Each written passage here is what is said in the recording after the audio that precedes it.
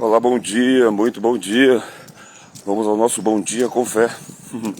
Bom dia com fé, tendo a companhia do Espírito Santo, em o nome de Jesus. Para você hoje,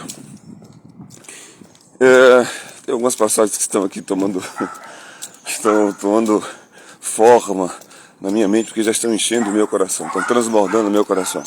Mas uma das mensagens mais importantes que toda pessoa de fé precisa diariamente renovar, revisar, é sobre a sua fé. Como está a sua fé? O apóstolo Paulo diz aos Coríntios, segunda carta, capítulo 13, versículo 5: examinai-vos, para saber se estáis na fé. Se o apóstolo fazer essa observação, se ele traz esse direcionamento para uma examinação sobre a possibilidade de estar na fé, e sendo que a carta aos Coríntios é uma carta escrita para os crentes, escrita para a igreja de Corinto, uma igreja rica na manifestação dos dons, uma igreja próspera no que diz respeito às manifestações do mundo espiritual no reino de Deus. Mas ainda assim aquelas pessoas estavam diante de desafios e situações que poderiam fazer com que elas abandonassem a fé, escorregassem na fé, naufragassem na fé. Então, por esse motivo, o apóstolo escreve, trazendo esse direcionamento como que uma advertência: examinem-se, verifique se de fato você está na fé. E, obviamente, a examinação, ela requer aspectos para com os quais você possa avaliar o seu estado frente àquilo que é padrão, frente àquilo que é uma referência. Você já deve ter feito em algum momento na sua vida algum tipo de exame laboratorial ou clínico. E ali você percebe que no exame existem taxas que são taxas padrões, ou padrão. E diante daquilo que você tem de resultado no seu exame, há uma comparação sobre o que o exame fala e sobre o que as taxas apontam. Porque, de fato, você precisa de alguma forma atender um padrão. O padrão, ele diz se você está bem ou se você não está. Então, diante da realidade espiritual, não é diferente. Você precisa também atentar a um padrão. E o padrão do reino de Deus é a fé. Porque sem fé é impossível agradar a Deus. Você só desperta para um relacionamento com Deus por conta da fé.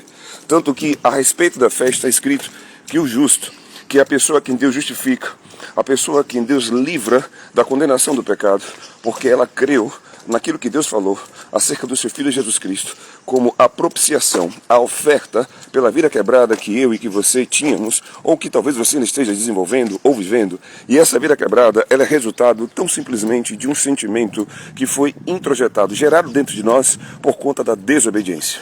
Que sentimento é esse? O orgulho, a soberba, a condição de você ser uma pessoa ensimesmada, apoiada no próprio entendimento, que não gosta de ouvir e, consequentemente, aprende muito pouco.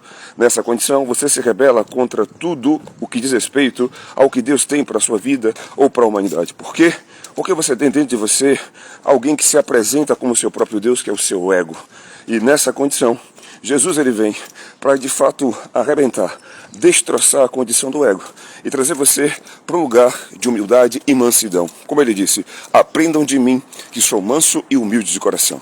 Hoje, para aqueles que creem, para aqueles que exercitam a fé, Jesus habita dentro deles. Porque disse o apóstolo Paulo, Gálatas capítulo 2, versículo 20.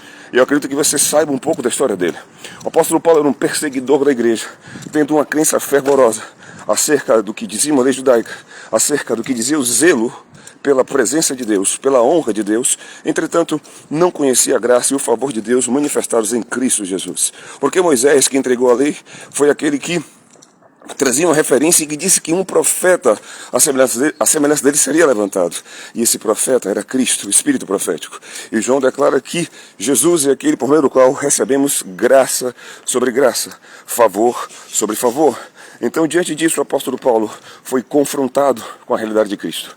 E ele despertou para essa realidade, cego das condições que ele tinha antes. Ele não conseguia enxergar nada a respeito desse novo momento. Quando Cristo o questiona, quando ele cai do cavalo e quando ele se levanta agora como um novo homem. Jejua 3 dias, 3 noites, e após esse tempo, ele então desperta, através da intervenção de um homem, Ananias, que impõe as mãos sobre ele, e as escamas caem dos seus olhos. Ele então entende agora que precisa nascer de novo, e o nascimento no reino de Deus é pela água e pelo Espírito. Paulo havia nascido do Espírito, agora nasceu da água do batismo. E ele então traz essa advertência: examinem-se para saber se você está na fé. E 3 aspectos são colocados na versão da Bíblia Viva, para que de fato você tenha a clareza, como que um padrão, acerca de você estar ou não vivendo a fé bíblica cristã.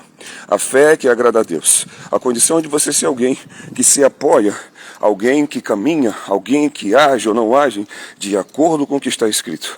A palavra é a lâmpada para os nossos pés, a palavra é a luz para os nossos caminhos. Então ali Paulo fala, segunda carta aos Coríntios, capítulo 13, versículo 5.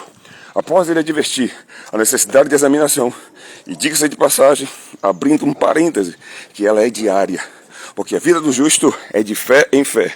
Foi fé ontem, é fé hoje, pela manhã, pela tarde, pela noite, e fé amanhã, se assim você despertar mais uma vez nessa terra. E ali ele traz 3 aspectos. O primeiro aspecto, para que você possa verificar a título de um padrão se você está na fé, é se de fato você está firme,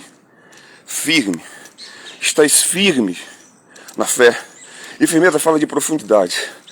Profundidade que é testada por meio das adversidades, ventos contrários, situações que se levantam contra você, mas que não fazem com que você volte atrás, com que você desista, com que você olhe para os lados. Mas antes, ou você olha para o alto, de onde veio o socorro, ou para dentro, onde Cristo habita pelo Espírito. A condição de firmeza na fé é para pessoas que entendem a necessidade de uma disciplina diária. No lugar secreto, tendo comunhão com Deus em oração, o exercício do jejum, da prática piedosa, do evangelismo, do cuidado, do auxílio, do atendimento àqueles que representam a agenda do reino, os famintos, os valados, os presos, os adoentados, aqueles que não têm o que comer, aqueles que não têm o que vestir. Disse Jesus, se atentarmos para esses pequeninos, se fizermos algo por eles, estaremos fazendo por Jesus. E é o que ele vai dizer naquele grande dia, quando para alguns ele dirá, servo bom e fiel, porque você foi fiel no pouco, te colocarei sobre o muito. Para outros ele dirá, servo mau e negligente. E você precisa atentar para esse ponto, porque ele é um padrão acerca de determinar se você está ou não na fé. A fé te faz uma vida não voltada para você, mas apontando para Deus. E uma vida que aponta para Deus é uma vida de entrega, é uma vida de serviço, é uma vida de renúncia, é uma vida prática em que você diariamente rompe de forma intencional por carregar uma condição de intrepidez e ousadia, que é a mensagem do próprio Deus, falando ao seu coração de forma íntima, de forma peculiar. E essa mensagem traz sobre você uma renovação na mente, um entendimento de quem você é, não a partir do que as pessoas dizem, não a partir do que o contexto fala ao seu respeito ou do que você pensa de si próprio. Você é o que a Bíblia ou o que a palavra de Deus diz que você é. Você tem o que a Bíblia ou o que a palavra de Deus diz que você tem. E, consequentemente, você pode o que a palavra de Deus diz que você pode. Então vem o segundo aspecto. O primeiro aspecto é avaliar se eu estou firme, ou seja, se eu estou desenvolvendo a profundidade para que diante dos desafios que precisam acontecer e que diariamente eu teria que enfrentar, abrindo parênteses, o apóstolo Paulo falando para Timóteo, combati o bom combate, cumpri a carreira, guardei a fé. Diariamente, o inimigo ele intenta, as situações contrárias intentam contra a sua fé. O alvo dele é que você não creia. O alvo dele é que você desista. O alvo dele é que você retroceda. O alvo dele é que você duvide de que aquilo que Deus fala ao seu respeito como promessa é real. Na verdade, não é simplesmente real, é a sua realidade. E então, o segundo aspecto fala acerca de estar sentindo a presença de Cristo. Ou melhor, se você está passando pela prova. Sim, o segundo aspecto são as provações. A provação vem sobre a vida daquele que crê, sobre a vida daquela que crê, para que de fato haja uma testificação da aprovação de Deus por conta daquilo que ele lê no seu coração, por conta daquilo que ele percebe que está na sua mente. Porque isso é uma coisa que eu e você temos que guardar e proteger como prioridade em nossas vidas diariamente para viver fé, é justamente o nosso coração e a nossa mente. Provérbios capítulo 4, versículo 23 diz, de tudo que tiver que guardar, de tudo que tiver que proteger, guarde o seu coração e proteja a sua mente, porque a sua vida é guiada por pensamentos. Para onde a sua mente apontar, você vai. E como você se imagina, você se torna. Então precisamos de fato ter essa condição intencional, essa condição de cuidado e de zelo com o nosso coração e com os nossos pensamentos. Então venha, esse é o segundo aspecto. Você está passando pela prova? Porque todo aquele que de fato guarda a fé, todo aquele que de fato se posiciona para andar de acordo com a vontade de Deus, vai ter que passar por provações, vai ter que enfrentar as aflições, vai ter que experimentar uma luta, uma guerra, uma batalha constante. Lembrando que essa luta, essa batalha não é contra a carne ou sangue. Não estamos aqui para lutar contra pessoas, não estamos aqui para lutar contra o patrão, não estamos aqui para lutar contra o colega de trabalho, contra o vizinho, contra o marido, contra a esposa, contra o filho, a filha, contra os pais. Não, a nossa luta, a nossa guerra é contra aqueles que se levantam nas regiões celestiais em Cristo. Espíritos dominadores que tentam condicionar um estilo de vida para você de intimidação. Um estilo de vida de derrota, de escassez, de egoísmo, de inveja e de tantas outras mazelas que, infelizmente, por questão da natureza humana, carregamos como referências na alma.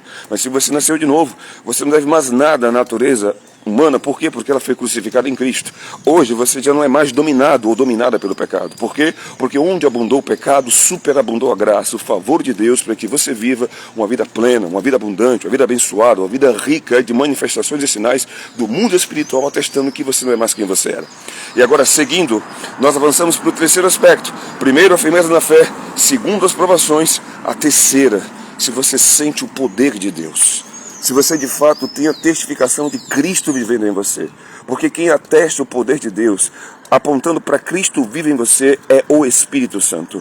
Está escrito em Atos 1:8, falado pelo próprio Jesus, descrito por Lucas, o médico, que Jesus declarou que do alto receberíamos poder quando o Espírito Santo viesse sobre nós. E seríamos então suas testemunhas. E poderemos então ir e pregar, na verdade, o Evangelho, sendo que essa pregação não seria tão somente aquilo que falaríamos, mas sobretudo a nossa conduta, ao posicionamento, a forma como que você agiria ou deixaria de agir, e consequentemente aquilo que seguiria como resultado da sua conduta.